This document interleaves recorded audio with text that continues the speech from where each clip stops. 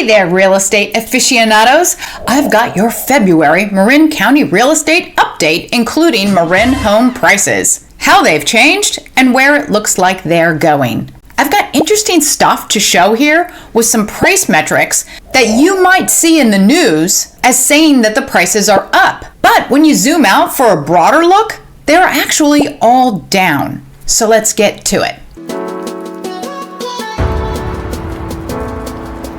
If you're thinking of buying or selling a home in Marin, I'm a past California attorney turned realtor, and I've lived in Marin County for nearly 30 years and raised 3 children here. I love to help people just like you make a smart move. Just email me. Sold homes. Let's start with the homes that sold during February. Of the 93 homes that sold, 46 homes closed below list price, with an average of 9% below list. 9 homes closed at about list, and 36 homes closed above list price with an average of 11% above list. How do those numbers compare to prior months? Well, they're stronger overall, with a higher percentage of homes selling above list and at a higher percentage than in the last 3 months. Still, that wasn't my experience. I love playing the negotiating price game, and my transaction was one of those that closed under list price for nearly 10% under. That's a significant discount. However, take note that homes that close under list price don't always nail the entire story. For example, in my transaction, I negotiated a $100,000 discount to the list price. But then, during a client walkthrough, we discovered 2 windows leaking. Yes, it can be great to schedule a showing right in the middle of a storm, even though it might be a little scary driving there. You never know what you'll find out. Anyway, we had a contractor on hand that day, and he rendered an estimate to fix the problem. So what happens in a home sale when you're already under contract and then you discover a problem that was not disclosed anywhere? First, as the buyer's agent, I contacted the listing agent and I used the appropriate scary language, which in this case was, there's water intrusion, and I said we need to renegotiate the price because my clients are willing to take on the project. That's the good news to the sellers. But we need a price reduction. And that reduction needs to be based on the worst case scenario for the repair because we don't yet know how extensive the repair might be. So the estimate that the contractor gave us is the worst case scenario, which was another $25,000 in this case. And hey, maybe it will turn out to be much less expensive. Who knows? But my clients are taking on the risk, so they deserve the worst case scenario. And that's exactly what we got. A reduction off our already reduced $100,000 for the full $25,000, the highest price that the repairs might actually end up being.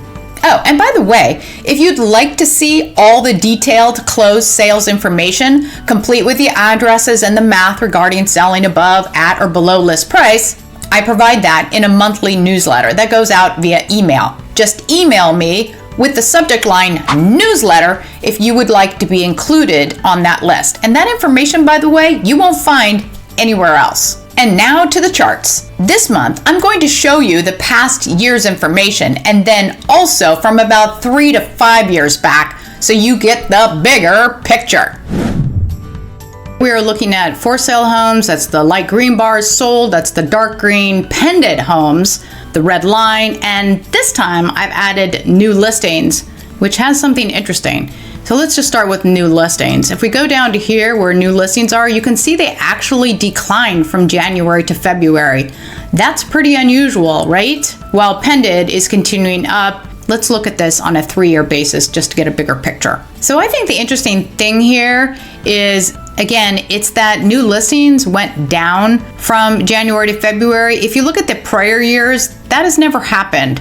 New listings have never gone down from January to February. At the same time, we know we got a significant increase in overall homes for sale because obviously the pace of buyers didn't go up enough to take that away. Okay, and now we're taking a look at days on market, which have declined from 66 to 61 from month to month. That would typically happen at this time of the year. You can certainly see that it happened last year from 61 to 51. And we also have on this graph this red line here, which is the sales price divided by the original list price. So you can kind of tell how strong the market is. And it looks like prices have gone up. We'll see that in a minute when we talk about pricing. But in general, this line is, well, it's not flat, but it doesn't move around a whole lot. Okay, let's look at it in a bigger picture. All right, this actually is quite interesting. I think I need a different pen color. Here. If you look at this now where we are in days on market and I go across here, make that flat, it's actually quite high, right? Especially for this particular month in February. We haven't had anything like it at all, actually, since 2020. So are we going backwards? Are we maybe headed to a market more like 2020? And by the way, that's February 2020. The pandemic hit the next month. So it's a good data point to look at February of 2020. And now we're into those prices. Yay! Okay, blue bars are the median prices. The red line here are the sold prices by the average. And then the green line are the asking prices. I never pay too much attention to that. It's interesting to note what it's doing, but it doesn't have a whole lot of meaning since those aren't sold homes. Anyway, we go down to see what happened, and we can see that the average price did increase from last month to this month, as well as the median price went up as well. But let's look at that in a much, much bigger picture. All right, this is the information I was alluding to at the beginning of my video, and I think this is really important because it just shows you that when you're listening to the news and whatever the news is saying, you really need to key in to exactly the data point that they are talking about. For example, let me get my handy dandy magnifying glass.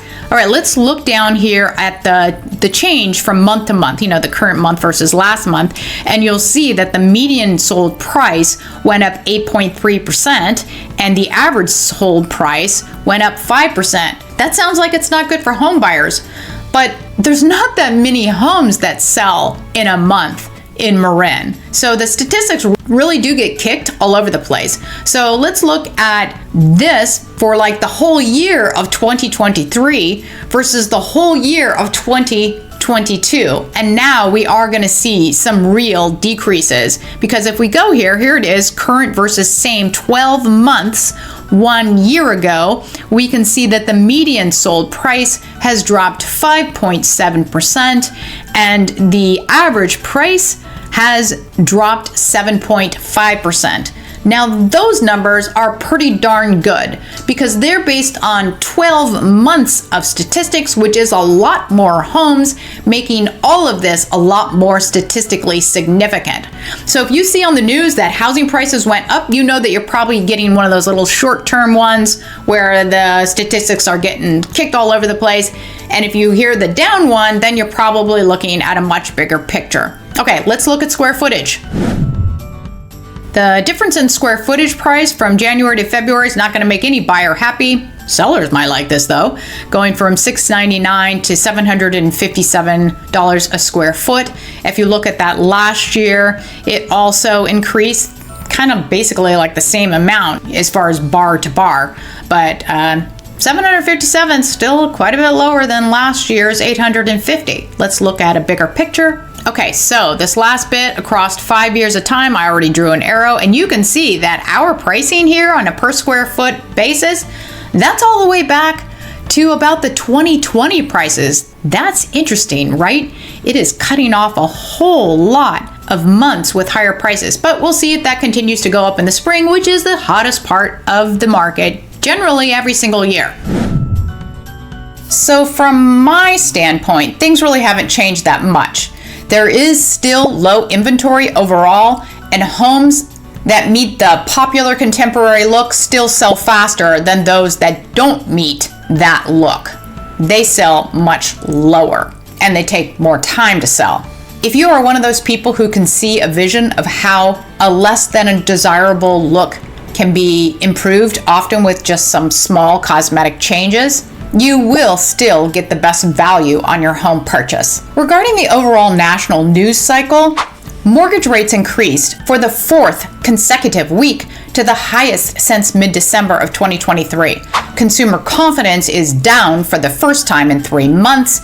Incomes were up a bit more, but people are spending less when we look at the inflation-adjusted numbers. Construction spending was unexpectedly down in January, something that doesn't mean much to us here in Marin because we are not a place with big new housing developments. But in summary, it seems like there's a mixed bag of information potentially signaling a slower economy on the horizon.